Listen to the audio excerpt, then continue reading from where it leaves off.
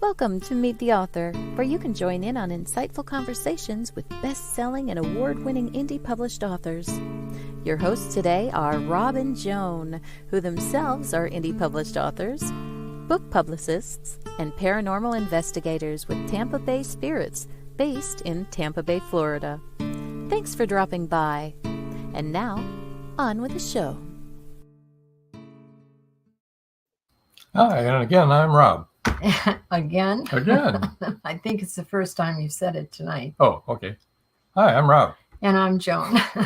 We're glad that you're here, whether you're watching us live tonight, or if you're listening to us at a later date, or even if you're watching us as a later date. We're really glad that you decided to be in the audience, and we're happy to have you here. I wanted to tell you all that the last Thursday in February, which is, do you remember the date? 26th, I think. No, the 26th is the Sunday. 23rd. All right. We think February 23rd, we will have another podcast with our paranormal team, our team of paranormal investigators. It'll be questions and answers again. And also it will be about dreams, precognition dreams. So if any of you have ever had any dreams that came true after you dreamt them and you'd like to be on the show, let us know. Just email us and we'll be happy to have you on. That'll be for Haunted Campfire Tales. Yeah. And it's on a Thursday. That's Thursday the 23rd. Yeah. Marjorie Daring says, hi, everyone. Hello, Hey, Marjorie. Glad to have you here. Marjorie won a coffee mug on our She sure did. Our first show.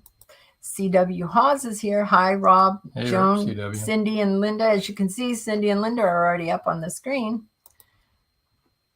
Joe Conchel says, hi, Rob and Joe. Hi, Joe. Glad to have you here. Paul Hollis says, hello, everyone. Hey, happy to be here. We're happy that you're here. Chris Chrisman says, good evening, Rob and Joan. I made it on time. Yay. Yes, you did. Yeah. And Caleb Pirtle said, glad to find the road back to Magnolia Bluff. There you go. That's where we are tonight. We're back in Magnolia.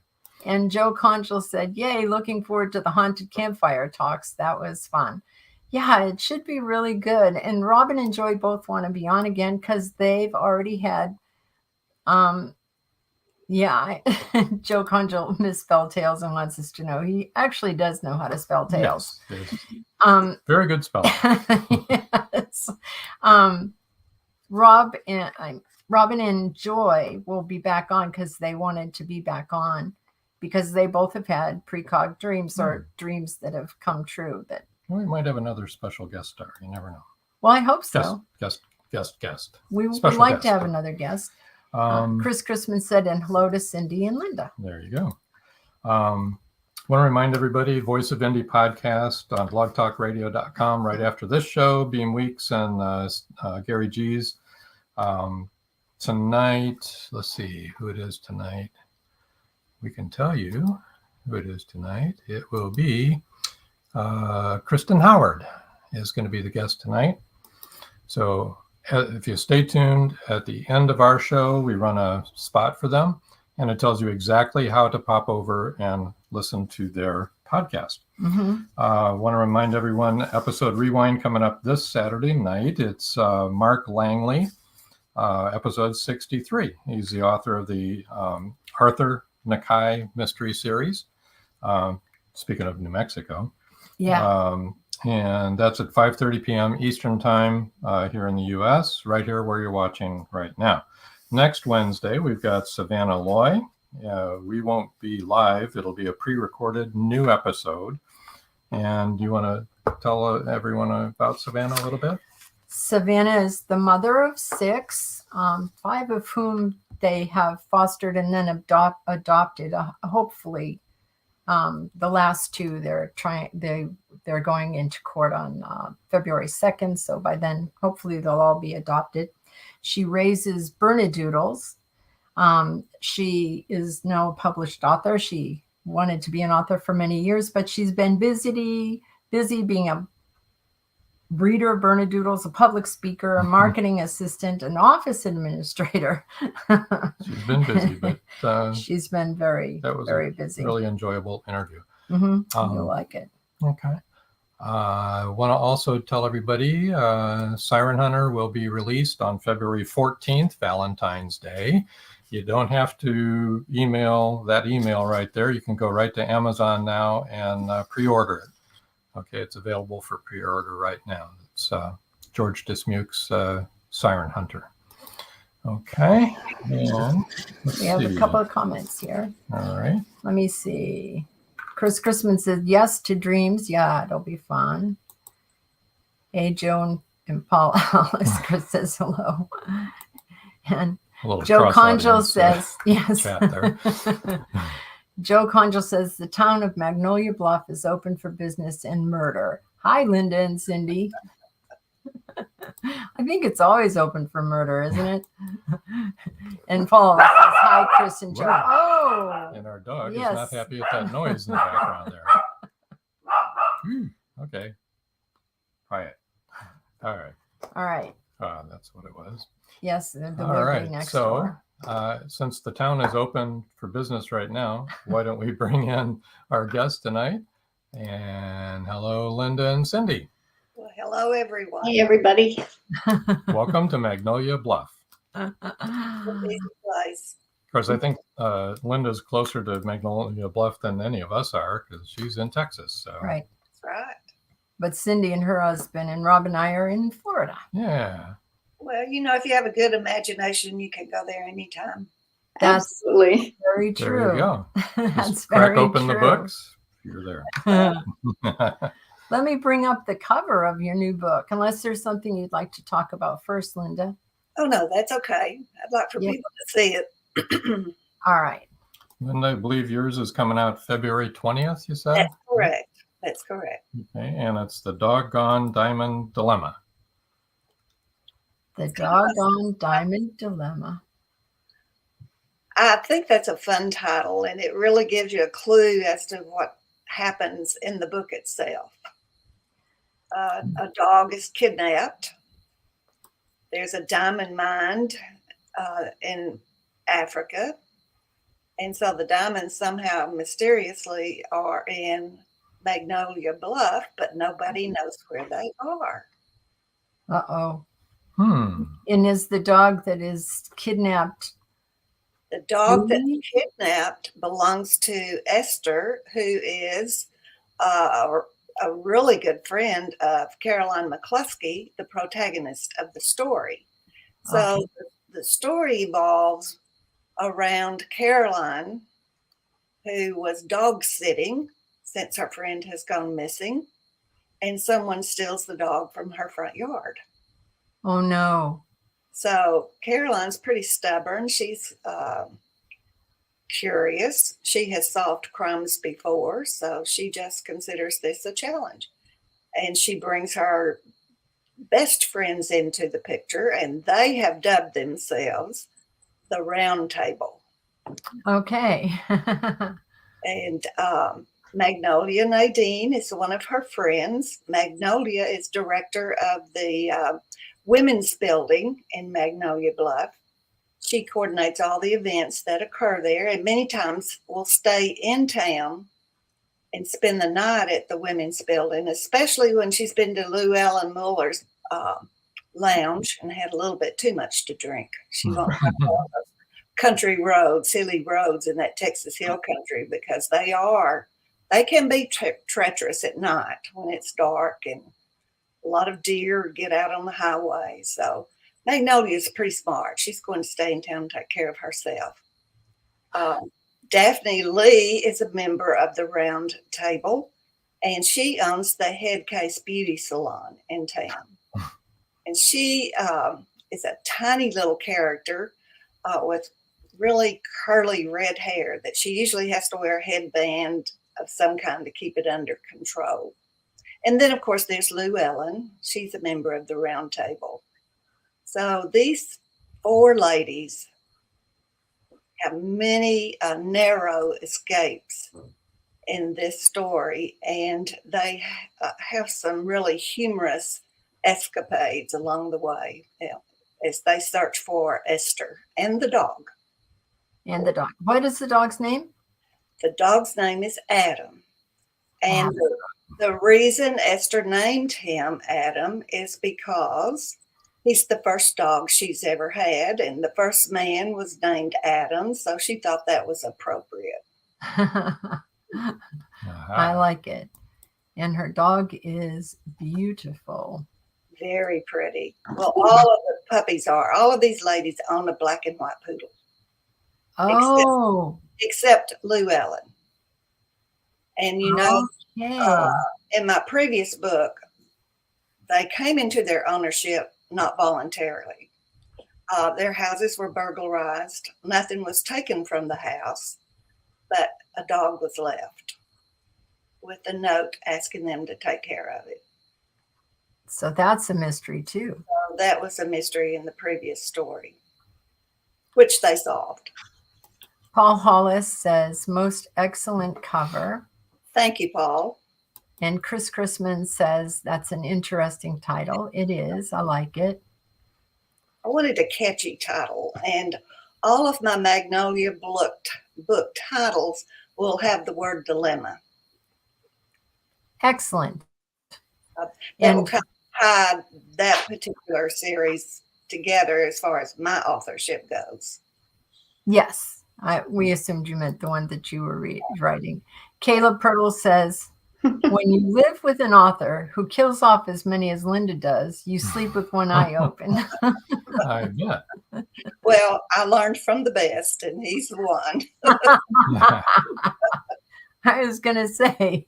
So neither one of you are getting much sleep. He doesn't spare anyone. Chris Chrisman said, what breed is the dog? The dog is a poodle, a party color poodle. And in fact, I love my dog, who happens to be a small standard party colored poodle named Piper. And Rob, do you want to tell them what we discovered yesterday, or do you want me to tell them? You can tell. You can tell.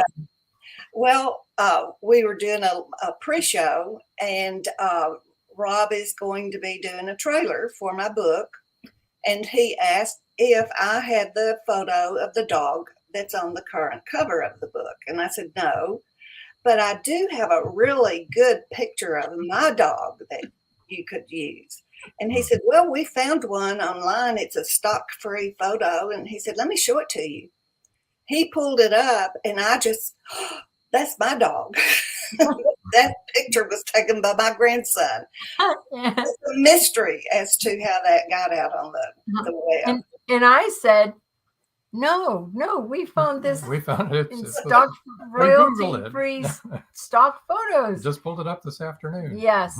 And it's I had to call my grandson today and tell him about that, and he was just so pleased. He said, but Mimi, how did they do that? I said, and that we picked out your dog. I know, it's amazing. Your trailer. That's crazy. I think we can blame the AI for that. I think Cindy channeled it. Oh, that could be too. Chris Chrisman says everything is connected. LOL. Exactly, Chris. You're exactly correct. It is. It's crazy. I thought that was humorous. So I think it's really humorous. I was really stunned though. I was too. The chances of that. But of course, I think it's hard to find party poodles, and never mind photographs of. Right. I had a difficult time. Yeah. That's true. Okay, so this is book 10 in the Magnolia Bluff Crime Chronicle series, and but it's the first one for 2023. That's correct. First release, yeah. And let me tell you, to get that book ready, it usually takes me a year to write a book because there's always a certain amount of research that you have to put into the effort. Right. It was a Herculean effort, and I just hope that all the misspelled words have been corrected. The splices are not there. You know? I really enjoyed doing it. CW, I know he's been on your show. Many of your listeners have heard him. He is the one who really came up with this idea. And so he and I were visiting probably around the 1st of November. Jinx Schwartz had the last book. Her book came out in December. Cindy's was supposed to come out in March. Well, that meant 2 months we would not have a book. And I said, we can go 1 month, but we can't go 2 months. So I was originally scheduled for October. And so I told CW, just put me down for February. Oh, wow. But now we have more authors in our group, and 2 of them are right here on our screen right now. Yes. Yeah. We're so happy to have you. Yeah, you and Cindy. No, I will be very generous and give you next February. I think we're doing next January. I thought he said January, but yeah. He moved up faster than CW. He's CW is organized. If it's February, we'll do that. CW is the godfather of Magnolia Bluff, right? He really is. Yeah. That's what I. Oh, thank goodness for him. He really holds things together. He does. Very detail oriented. Yeah. And very intelligent and able to be really detail oriented and hold all this stuff together. Well, and every time somebody writes a book, we get new characters. Yes. So we have to have a notebook. At least I do. Every time I get an email from someone and they've added a character, I print that off and put it in my notebook because that would be a possible character for my next edition. Yes, you'll be getting new characters in our book. We know that. Joe Conjal says someone broke into the Stick Free site and left a poodle behind. Stock free. He meant stock free. Anyway. Well, there's probably no sticks in there. Yeah. That's okay. CW says January, Robin jumped. That's what I thought. So I guess I'm stuck with February. That's okay. Lighting the fire. Oh, we can sit back and relax now. Yeah. Like that makes a lot of difference. Okay, I think what we'll do, let's take our break now. And when we come back, Linda, you can read a portion of your new book, and then we'll have your contact information and your book giveaway. Okay. And talk about whatever we want to talk about. Okay. Sure. Well, yeah. Maybe we'll do it a little differently. Let us chat amongst ourselves while you watch these wonderful commercials from our sponsors. Okay, so we'll be right back, folks. Welcome to Magnolia Bluff, Texas, a small town in the heart of the Texas Hill Country near Burnett Reservoir. A town where everyone's business is discussed at the local coffee shop. A town where neighbors look out for each other. A town not insulated from murder and mayhem. Which begs these questions. Who is responsible for breaking into quaint Victorian homes? And how are poodles, ghosts, drug cartels, and a Ponzi scheme connected with a serial killer? Caroline McCluskey, the town's librarian, catalogs books using the Dewey Decimal System. When a black and white poodle puppy arrives unannounced, she calls him Dewey. Now, Caroline must catalog events to identify a serial killer in her town. Pick up your copy of the Dewey Decimal Dilemma, now available on Amazon. It's a murder scene. Like many others, except the prime suspect is a beautiful woman from Detective Ray Schiller's past.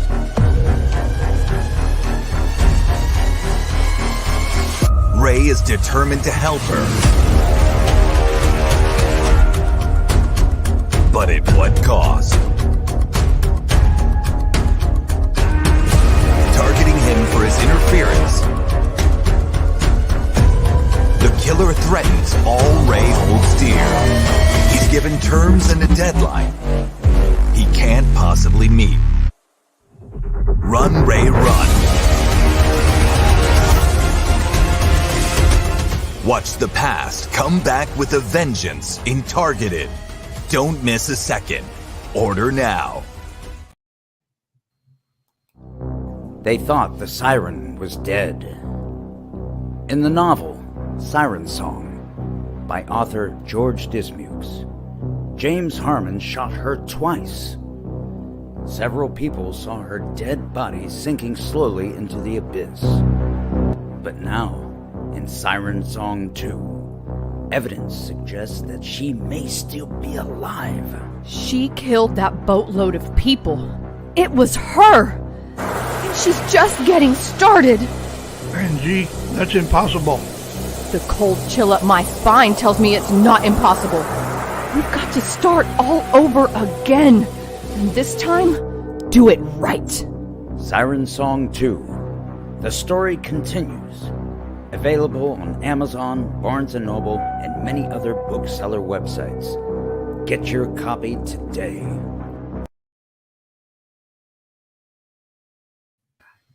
There we go. And we're back. We're going to do it the way Rob suggested. He explained why he wanted to do it that way, and it made sense. Chris Chrisman says, so how many authors do you have writing in the series? Currently, Chris, we have 11, I believe. We started with 9. How we got together was very interesting, I think, if I may respond. Sure. Sure. CW had the idea of our doing an anthology of short stories. We all wrote in different genres. We have mystery, suspense, paranormal, historical fiction, sci-fi, you name it. We've got people who write it. So most of these people we met online through our website. Caleb is very diligent about updating it every day, and we, like you, promote other people's works.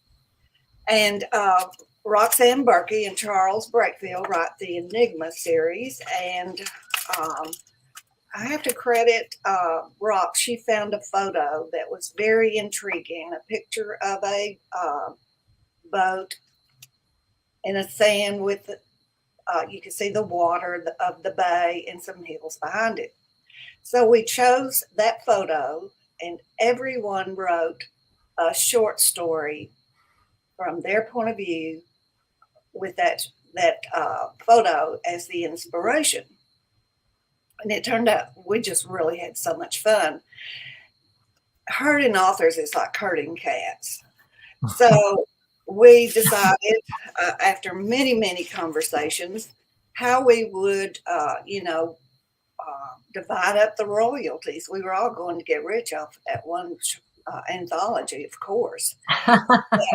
We decided that we would donate all the royalties to a charity. And we all submitted, and then we all voted, and we chose the Rubicon which is an organization that helps veterans. And Roxanne keeps up with, she put it online, and then she keeps up with how much money that book is making. Anyway, we had so much fun. We decided then we'd just create an imaginary town. We chose the Texas Hill Country because of it's really a beautiful area, and the weather is usually fairly nice.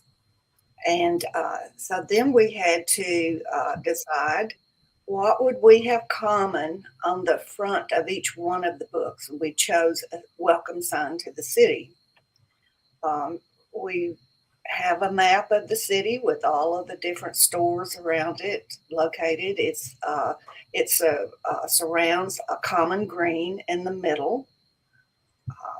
You don't see too many Texas towns like that. It's kind of a New England influence there, I guess. Mm-hmm. But it's a quaint town, and lots of interesting characters. And 2022 went so well that we decided we'd do 2023. But who knows? We'll take it a year at a time and see what happens. We have a comment. Joseph Carabas says, Rox and Charles are friends. Hello, Joseph. Hello, Joseph. Welcome to the show. Chris Chrisman says, that's an awesome way to split the royalties. It is. I agree. It's a wonderful way. So, Linda, would you like to read your excerpt from I would.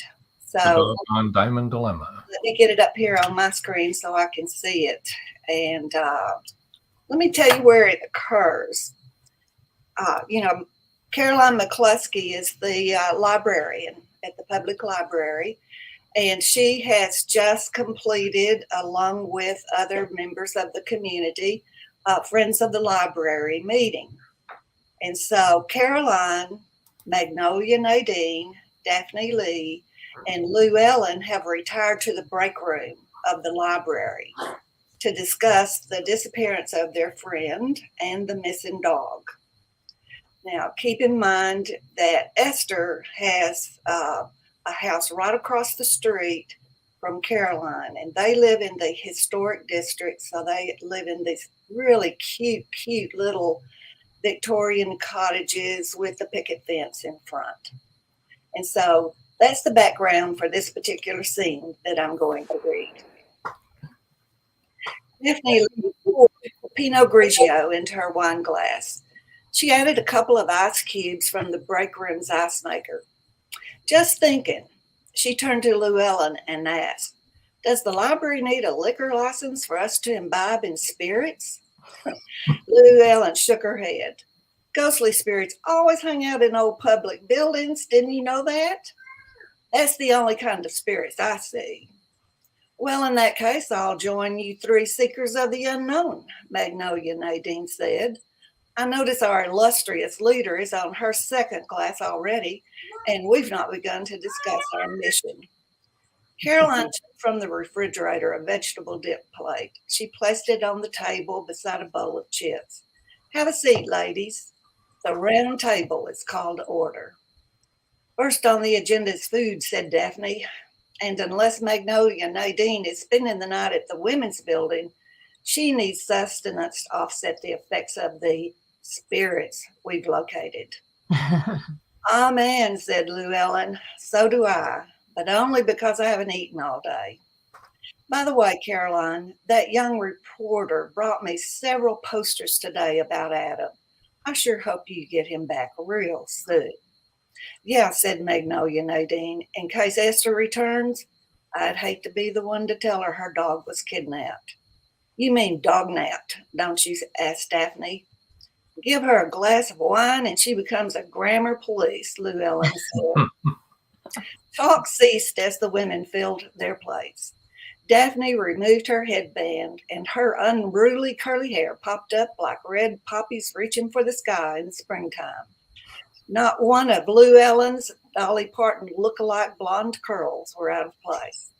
Magnolia Nadine's brown hair sported slightly gray in temples, giving her an air of sophistication.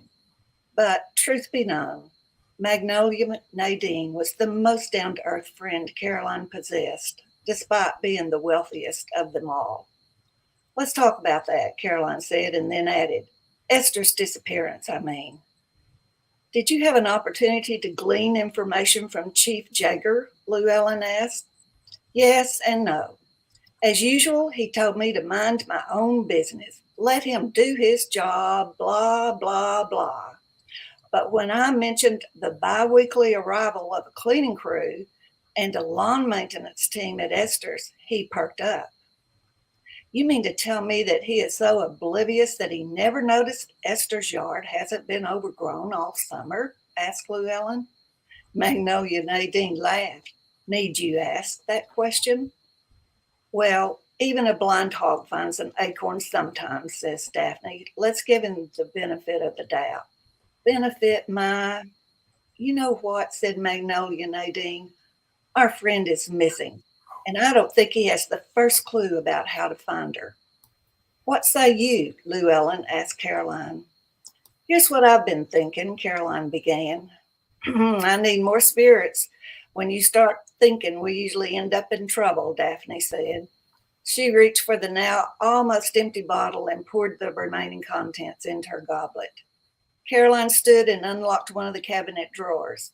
She retrieved another bottle of wine and relocked the drawer. Here, I'm thinking we four will need more before the evening is over. She waited for Magnolia, Nadine, and Llewellyn to replenish their glasses. Think back, Caroline said.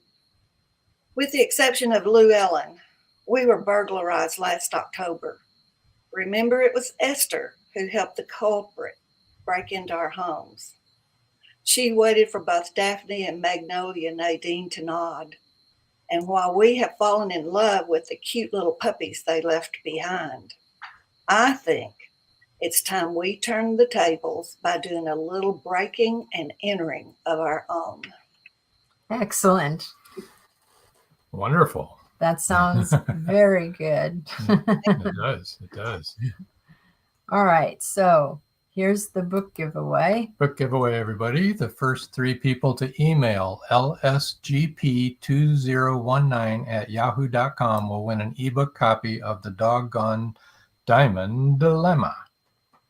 Yes. So get to typing, guys. Okay. Looking forward to hearing from someone. Here's the email in big letters so that you can see it. And there's the Magnolia Bluff sign there that she was talking about. Mm-hmm. Welcome to Magnolia Bluff. lsgp2019@yahoo.com. Yes, go ahead. And we all have cups. Oh, yay. Excellent. We also have 2 comments here. Let me see. Oh, we have 3 comments. So Joseph says howdy after I had said hello and welcome. And George Dismuke says better late than never. Better late than never is right, George. Welcome. And Chris Chrisman says, well done, Linda. So thank you, Chris. And I agree. Very well done. That sounds very intriguing. Right. And I can't wait to read it. Yeah. And it's really fun getting reconnected with your characters, Linda, because I love the story where the puppies all appeared. Oh, yeah. Oh, yeah. Thank you. Thank you. I enjoyed writing that. Well, it's also fun watching how they develop as the books, the series goes along. Yes. And Bliss is going to appear again, I'm sure, in my next book. Now, Bliss is a very interesting character. She is Cindy's character, and I'm not going to steal Cindy's thunder. That's good. Go for it. She's great. I love her. She's fun. Caleb Pirtle says, the new authors who have joined the Magnolia Bluff Writing Project are Joe Conjal, Katie Niven, and Robin Joan Carter. Yep. Cast of characters. Yeah, a whole bunch of characters. So that brings Who us needs books? That brings us to Cindy. Yes. Hello, Cindy. Hey, everybody. It's nice to be here. That was a really nice excerpt from your book, Linda. That was fun. Thank you. It was very, very good. I tried to get a little humor in this book instead of being. And I didn't hear any typos. Oh, good, good. I'm glad you didn't hear any. I didn't either. I didn't see them either. So we're good. Right? Yeah, we've had New York Times authors on. Guess what? They have typos in their books too, from the big publishing houses. So yeah, I don't worry about that like I used to. It happens. How it happens, I had a book that came out in 2004. It's had 2 different publishers. I've re-released it. And I don't even know how many people have edited it, gone over it, and we still found a typo the other day. Always. Crazy. It wasn't anything serious, but it's, how does that happen? There you go. A friend of ours that's a registered nurse read where we had said, we wanted to say that he dozed, and instead the typo was dosed. She said, what did you dose him with? He dozed off. I said, nope, dang it. Dozed. I can't tell you how many times people have gone over that. Nobody caught it. Nobody did. It wasn't written that way, by the way. Here is, Cindy, we're going to take this down while you talk, but I wanted everyone to see this. When Bad Things Happen to Good Mice is the name of this book. So notice a little mouse. Yes. Oh, okay. No, in little the mouse. little doorway. Yeah. Or it's a very big doorway and a very big mouse. No, he's a little mouse. Oh, okay, good. It's not a giant mouse. So tell us a little bit about your book. Oh, well, I need a little preface, I guess. Bliss is, like Linda said, kind of an interesting character. She came out of nowhere. She's a rich girl who, age 19, kind of ran away from home just to escape all the rules and regulations that she was going to have to go through to inherit, the family money and everything. So she covered her tracks, got herself a new identity, bought a used motorcycle, and drove off into the sunset. Her bike broke down, and wouldn't you know, she was at Magnolia Bluff. So she gets into town and she ends up solving a mystery. But part of her MO is that once she did that, she's gone. She doesn't want any ties to anything. But in the meantime, her ex-boyfriend showed up in town. Nobody knows how he got there because she didn't tell anybody where she was going. But during the Celtic Festival, he was murdered and his body was found under the woodpile, at the bonfire. So everybody, one of the characters in town, I believe it was really good a really good wood-fired coffee guy who said he saw her in town at the time when Barry, the boyfriend, was there. So she's gone now. Somehow they find her, and the book opens with her being dragged back to town in the back of the police car. So she's under arrest right away. And knowing she's had nothing to do with this guy forever, a benefactor in town that we never really find out who it was, but I believe it was Mr. Really Good Wood-Fired Coffee, who pays her bail. Normally bail's not available on a murder charge, but he gets her out, and she sets to work with a couple of friends to try to find out who killed the boyfriend. So she's working with Whitney Gale, who is new to town also. She just opened an interior design shop, and Hannah, who is owns the package ship. So they band together and get into all kinds of trouble. Well, we have a bunch of comments. Let's see. CJ Peterson. Hi, CJ. Hi, CJ. I think you all know her. Says, hi. I know those two ladies. I've seen you. It's nice to see you. Yeah, it is nice to see her. And Chris Chrisman says, typos are like gremlins in computer programming. LOL. Joe Conjal said, I've had 2 typos on this podcast tonight. Yes, sticks. And tails. Yes, but who's not to counting? Point those out? Yes. I'm not an editor or anything. Well, we have one sitting right there. We do have one sitting right there. Chris Chrisman says, I love that title. Paul Hollis says, fun title. CJ Peterson says, cute title. People like the title. There you go. Oh, there's a story. There's kind of a story behind it. Good. Tell it. Bliss doesn't realize that she's psychic. She's kind of coming awake. And the first thing that happens in the first book is she starts seeing auras, and she has no clue what they are, but she kind of looks it up and muddles her way along. But at the same time, she receives lyrics from musicians that kind of predict her future. The problem is they don't appear long enough, fast enough for her to figure out what they mean. And she's always in trouble because she misses the meaning. So in this book, When Bad Things Happen to Good Mice, it happens to be a title of one of Tom Chapin's songs. So Tom Chapin is the one whose lyrics pop up in this book. Interesting. So that's where the title came from. Yeah. It's very ingenious. Yeah. CJ says it's good to see y'all too. And George Dismuke says, seems like there are a lot of murders that take place in Magnolia Bluff. Wonder if I can talk number 3 into moving there. Oh boy. Caleb Pirtle says, one thing that makes Cindy's Magnolia Bluff mystery so interesting is that she always has a festival, from the Celtic Festival in her second book to the Persimmon Festival in her first one. Yeah, the Persimmon Festival, that was real puckery. And she didn't know what a persimmon was. She had to suss that out to figure I researched it and I'm still not sure I know.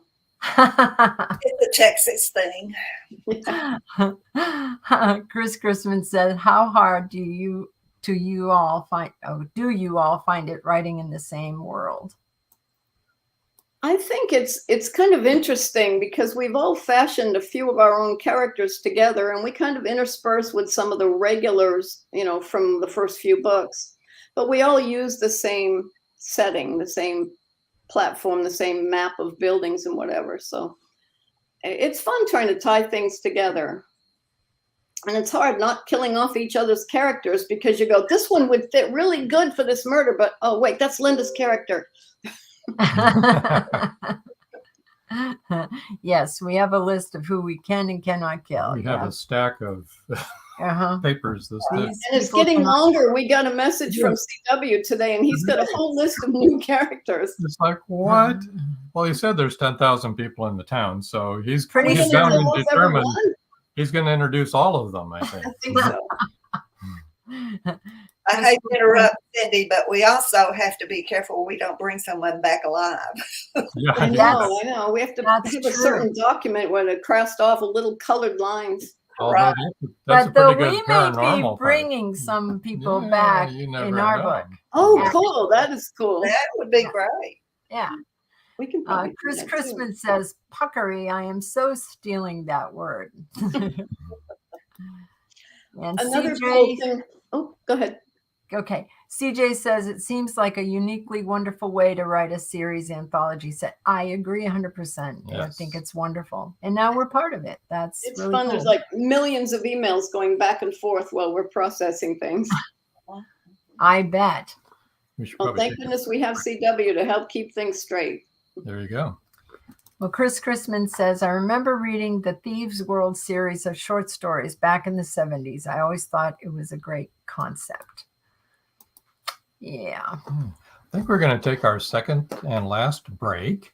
And when we come back, Cindy, you can read a portion of your book, and we'll have your book giveaway. And so nobody go away, and we'll be right back.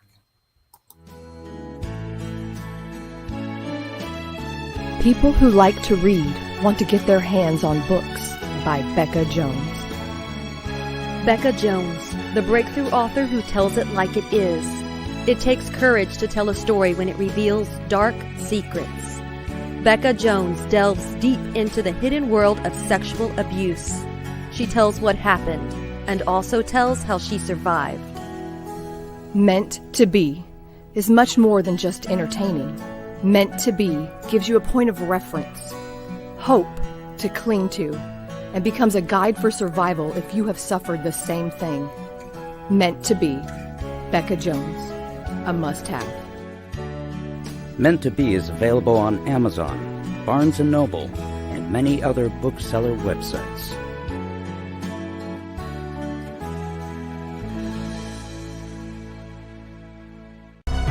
Madison Jackson loved being a cop. A young girl is raped and murdered near Burnett Reservoir. Madison vows to get justice for the child. Madison travels to the heart of Mexican cartel country. She is kidnapped, tortured. Will Madison ever make it home?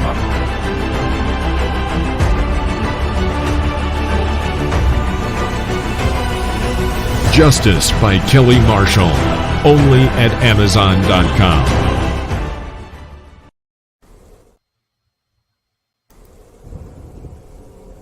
Many secrets are hidden within the darkness of the jungle.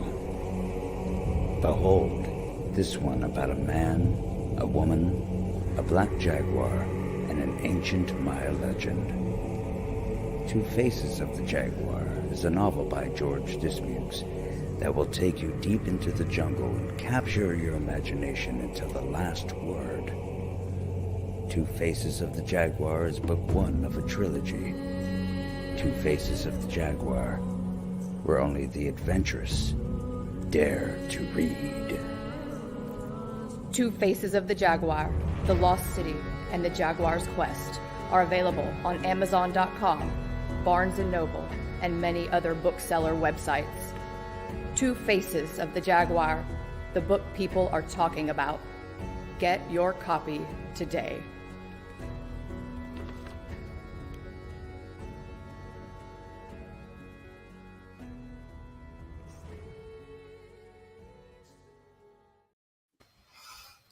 Welcome back. Welcome back. Cindy, would you like to read an excerpt from your book? Sure. I think I should mention that one of the really cool, quirky things that happens in book one is when Bliss gets back to town, she finds that the owner of the general store has been murdered. And, well, everybody thinks it's, natural causes, but he comes back as a ghost in the room where she stays. And there's a pet toucan. So she ends up adopting the toucan. So you may hear a little bit about him. Awesome. All right, a little bit of preview to this. Miss Bliss lands in Magnolia Bluff this is not part of the story, when her motorcycle breaks down. She solves a crime and leaves, but she's hauled back a month later when her boyfriend's body is found under the bonfire of the Celtic festival. Things look kind of bleak. Somehow, though, a kindly benefactor lets her out of jail. With the help of her pet toucan Diablo and lyrics from Tom Chapin's song, she sets about clearing her name. I'd forgotten that I already told you that. All right, we'll pop into the scene. I lie on my back on the narrow bed, arms folded under my head. The brain for once is quiet. Not a single song lyric trickles through the exhaustion. Diablo settles on the pillow, leaning his long bill against my cheek. His breathing sounds almost like a cat's purr. The room darkens a moment as if a shadow passed outside. Diablo bounces awake. We gape toward the windows. Trinity's warning of caution blares in my mind, but I see only the expansive brick wall across the way. Diablo, alert, copies my movement, staring into the alley. After a moment, he relaxes and we drift back to sleep, and I dream I'm boogieing along on my bike. Diablo flies ahead, scoping out the area to make sure the coast is clear. This time we aren't stopping until we're as far as we can go southern shore of Burnett Reservoir, probably somewhere in South Bay. No, that's too close, too easy for someone to find us. This time we'll go all the way to the Florida Keys. I hear each of the islands holds a culture unto itself. One by one, we'll explore them. So perfect to do this at leisure with no pressure, no timetable. The bike bumps down a narrow rutted road, one of many we've tried today. I'm looking for a secluded cove in one of the dozens of small bays along the eastern side of the lake. My sixth attempt. Grass grows tall and thick. No one's been this way in ages. It's quiet, and we're blessedly alone in front of my one-person tent. Water lapping on the 6-foot section of beach between some overhanging palms. The air is scented with the usual wet soil, but somewhere nearby, a steak is cooking over a charcoal grill. I sit before the campfire, eating soup out of my battered tin saucepan, watching the stars pop all over the black night sky, until Tommy shows up. This time Diablo is on scene to prevent him from arresting me again. The colorful bird causes a raucous commotion, squeaking and flying at the chief, leading the charge with that ginormous bill of his. Tommy remains calm through it all. He stands there, shielding his head with an arm and gesturing with the other to make him stop. I remain where I'm seated, staring up at the big man silhouetted against the midnight sky, unable to believe he found me again. I was so careful, even going so far as to get cash and groceries before leaving Magnolia Bluff. When Diablo regroups for a new attack, Tommy drops beside me, places a hand on my shoulder, and then holds a cloth across my mouth. Everything's going to be all right, he whispers. Come back with me, Bliss. I wake with a headache to beat them all. My skull pounds so hard my toenails hurt. I never felt anything like this, not even the time I got hit with the baseball bat. Of course, the hospital poured so much painkiller into me, I didn't feel pain for a week. No idea what time it is. I close my eyes and listen for rain. I love how it pitter-patters on the tent. That's when I remember the stars, the smell of the campfire, and the toucan nestled against me. In my mind's eye, I see Tommy's beefy shadow blocking the moonlight. How did he find us way down in the Keys? Probably put a tracker on my bike. But wait, why would Diablo attack Tommy? He likes him. What was on that cloth he put against my face? Gosh, I'm so mixed up. The fog in my brain is keeping me from any logical thought. I relax and will the headache to subside. But when it doesn't, I decide to find some aspirin and go outdoors. Fresh air always clears my head. I sit up, but right away I'm jerked back down. The bed is hard as a rock and pain again shoots into my head. Ah, you're awake, says a soft, low voice. It hurts too much to turn my head to see who's there, but definitely it's a solid human being, a person breathing out in small, whispery gusts. Tommy? There's a slight, deep voice chuckle. No, guess again. Yeah, no, I'm done playing 20 questions. I relax once again and let my senses guide my impressions. Where am I? Not in Key West. That was a dream, right? Well, more like a nightmare, but still. A single deep inhale and exhale says maybe not. I do indeed smell the smoldering campfire. At the same time, no fresh air aromas come, which means I must be indoors and there is a fireplace, which means it's not my room. My room in the general store always smells like cardboard boxes. Since my return, there's also an overtone of vanilla and from the candle Amanda bought. I call for Diablo in my head. He doesn't appear. Should I be concerned? I guess at this time it's better to worry about myself. I try again to sit up, but again I'm jerked back down. Now I'm sitting here waiting on the angel band in my last suit of clothes with a strap across my chest. I repeat, not waiting on angels, Mr. Chapin, but I do seem to have some sort of binding across my body. I lost my place. It's keeping me flat on my back. Come on, Tom, give me some lyrics that'll get me out of here. Not tell me something I already know. It's like a bubble's been burst, like we're marching in reverse, heading straight from bad to worse. Geez Louise, that's a boisterous amount of no help at all. It's up to me to figure out who's captured me and why. I let every muscle go limp and liberate my senses to search past the burnt wood scent. Okay, now I'm getting some kind of chemical odor. It's not a familiar smell, but in spite of that, a word pops into my head. Chloroform. A vague memory arrives of Tommy covering my face with a cloth. Oh gosh, it wasn't a dream? That was good. Wow. That's good. Now we need to find out what happens. Yeah. Thank you. And it was scary. Yeah. Because she's a 19-year-old girl. It's terrible. Well, it's really hard too when you're doing a dream sequence where reality is involved at the same time. Yeah, where it's coming in and out. Yeah. Yeah. Well done, though. Very well done. We have a comment. Joe Conchel says, Bliss is a great character, 19 years old, loves pizza, and rides a motorcycle. What's not to love? Yeah, guys should love her. She's not the least bit materialistic. She's an easy keeper. And Chris Christman said, I love Bliss, just going by the description. And he also says, awesome reading. Thank you, Chris. Yes, it was. It was really good. Okay, so that's book 11 in the series. Yes. And that's going to be out about March 18th, right? Yes. Okay, that's the release date. So is it available for pre-order yet, or no, a few more weeks yet? Not yet, but we will be very soon. Okay. Okay. All right, cool. That's cool. We're going to have a book giveaway here for you. Let me put it up. For your book. The first 3 people to email, that's the wrong one. I know, Okay. I got it. There we go. Cindy Davis, author 46@gmail.com will win an ebook copy of When Bad Things Happen to Good Mice. When it's released, you will get those. Yes, can't get it Can't before get them it's before released. that, obviously. That would be kind of weird. Yeah, it would be kind of weird. Supernatural. This is Cindy's email. Rick said he's got it. Well, Yeah. he has privileges. There you go. Yes. Cindy Davis, author 46 at gmail.com. And that's CINDYDAVIS. And I think you all know how to spell author. So get typing and get some of those books for free. That is awesome. Yeah, I'll leave that up. Yeah, put the, you know what? I took the ticker down. Took the ticker down. Bring that. There it is. I didn't mean to. Get that ticker out of here. Sorry about that. We do have a comment which will go over this. Okay. So Chris Chrisman has a question. I don't know. So are you traditional or indie publishing, Cindy? Just indie now. I've been through a lot of the traditional publishers, and I'm happy being indie now. A lot of people say that. Yeah. They go that route. How about you, Linda? I'm indie. Indie, yep. We are also indie. It's a good way to go. Yeah, it's worked for us so far. Well, how was it working on the second book, Cindy? It went like a snap. Did it? Yeah, the last year and a half, the books are just falling into place for me. It's amazing. That's good. That's good. You're in a good headspace.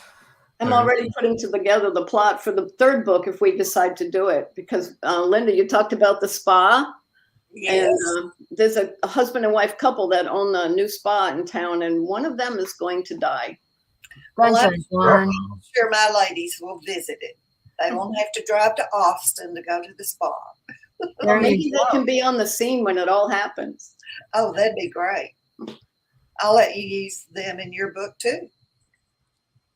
All Well, right. I think there'll be a third season since we're writing the first book of the third season. Oh, there will be.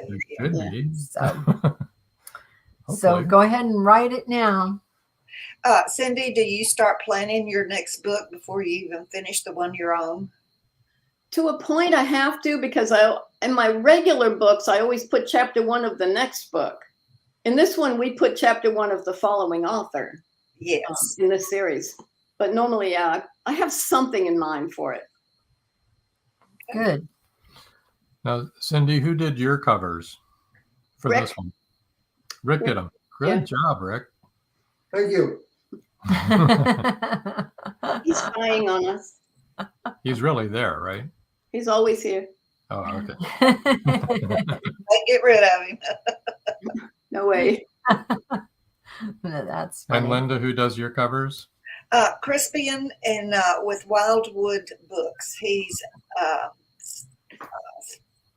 in Ireland, I believe. Oh, he's Irish. Irish. Well, Crispian. Crispian. That makes sense. Right? Could be Irish or English, I guess. Yeah. What I do is just send him a synopsis of the book and 3 or 4 ideas for a cover, and he sends me about 10 from which to choose. So Wow. That's nice. He's very artistic, very good. Very good. That's brilliant. That's a lot to choose from. It is. Sometimes it's hard to make the decision. Well, some of the options are so minor from each other. You have to really examine them, don't you? Yeah. Yeah. That's true. That's true. He did the first one. He did all the ones, I think, for the first books, right? I believe he did. Mm-hmm. Yeah. And he's reasonable as far as cost. Yeah. That's good. That's good news. It's good news for us. So why don't we tell them how to reach them? Yes. Oop, that's not the right No, one. that's why don't you? You do it, because that's your job, not Yes. mine. I'll get out Rob of the way. was just trying to do something that he doesn't know how to do. All right. I'm going to give you Linda's website because we didn't mention that before. We gave you her email, but this is her website, calebandlindapirtle.com, CALEB and LINDAPIRTLE.com. That's easy to remember. They share a website. And then Cindy's, I know how to do this. Okay. Cindy's website, Cindy Davis author. That's easy. Pretty straightforward. You guys have such easy emails and so you guys, websites. all you people listening, can go over to those websites and see what other books they have to offer. Mm-hmm. They both have quite a few. Lots of books to choose from. Yeah, mm-hmm. Good books. And I've read some of their books, and they are good. Chris Chrisman says, "You're welcome. I really enjoy them. When I pick what I think is my favorite version of the cover, I always ask 2 trusted friends for opinions in case I miss something." Oh, that's interesting. That's a good idea. Good way to do it. That is a good idea. They see things you don't. But as we said, even though you have 1 million people reading the book for typos, they get in there anyway. I swear it's in the printing. That's what I think. I think my computer has a mind of its own. I think the Word program does it. I think I agree. I know. It's like autocorrect is not correct half the time. It says stuff that you're like, what are you talking about? Well, I used to co-author with a guy when I was in New Hampshire, and we would print out the book when we were done, and we would read chapters back and forth to each other in person. And I would read something, and he'd say, "Is the word 'the' there because you skipped it?" And that happened all the time. So your mind skips over things. So it's so easy to miss stuff. Well, even editing other people's work, if the story's really interesting to me, I get into the story and my mind reads what's supposed to be there. Yep. Yeah. Or if it's really bad, you're so busy correcting it that you miss the good stuff. That's true. There you go. I've experienced both. Yeah. So Chris Chrisman said he hates using Word. Yeah, he's right. Your mind does insert things. It does. Or maybe it fixes the typo. Yeah, you do. You read what you're expecting to. Your brain sees what it's expecting to see and reads that, inserts that in there. Chris Chrisman says, so many books, never enough time. That is true. That's very true. Look behind me. I've got 2 bookcases, and then I've got books scattered every place else. CW says, that's why I have the computer read the story to me. Yeah. A lot of people do that, CW. They have the computer read it to them. Another author, a couple of authors have been on, have said that. But yeah, but that is what your mind does, It expects to read something. And I think that a lot of us skim when we read. And even when you're trying to read every single word, your brain just keeps going really fast, and you read what you expect to read and you don't see it. Right. Well, Caleb told me one time, read it backwards, start on the last page and go back. That just drives me nuts. I can't do it. That sounds like a train wreck. That really literally just made me want to go, whoa. It never made sense to me, because how do you make sense of a sentence if you're reading it backwards? Yeah. And it's good if it helps me if I write something and then leave it for a few days and then come back and read it critically. It helps. That does help. Chris Chrisman said, I read mine out loud while writing sometimes. I always tell my authors to do that, because you can hear there's always a rhythm to a sentence, even if it isn't poetry, and you can hear that if you read it out loud. That's true. Do you talk to your characters? Excuse me. I'm sorry. Go ahead. Cindy, do you talk to your characters when you're writing? I do. And Rick always says, were you talking to me or them? Yeah. Well, I think our characters are children, so you talk to them. The problem is ours talk back. Yeah. That's why we talk to the characters. They're talking in here. Some of them just won't go away. There you go. And like music in Joyce and Bliss's head. Yes. Yeah. That would drive me crazy. I'm glad that doesn't. Oh, it happens to both of us all the time. Sometimes we'll have the same song. Yeah, I don't Well, sometimes I get earworms. I get songs, but they're not sending me a message, is what I meant. Right. That would drive me crazy.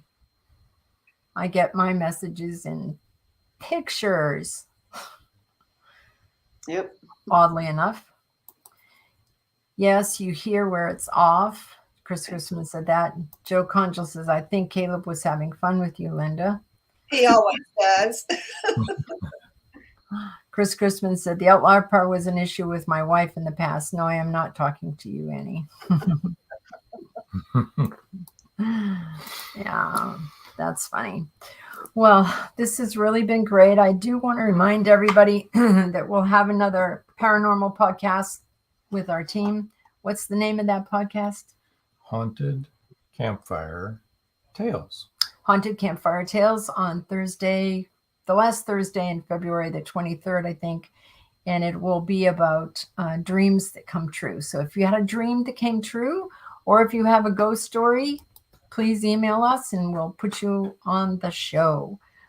Paul Hollis says, another wonderful show. Thanks, Rob and Joan. Wow, no ordinary books in Magnolia Bluff. All are outstanding. Thanks, Linda and Cindy. They're so well written. Chris Christman says, wow, another great show. Thank you,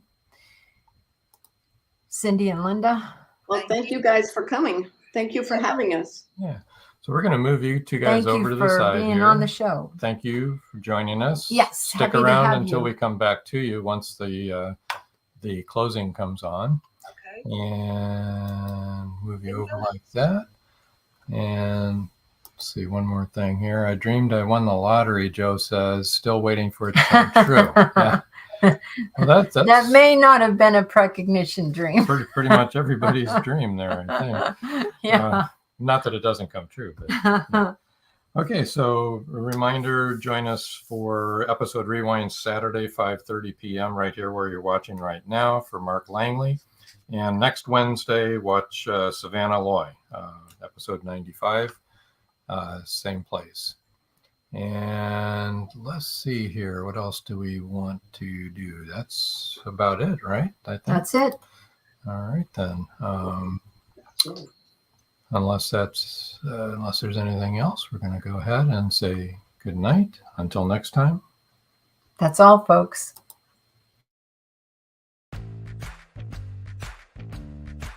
Live every Wednesday, your Voice of Indie hosts Beam Weeks and Stephen Gees welcome authors, musicians, publishing industry pros, artists, and assorted creative guests for an exciting interactive hour. Call in during the show or post questions and comments on Twitter for responses in real time. Meet your favorite indie creators, learn inside tips, network, and promote your work.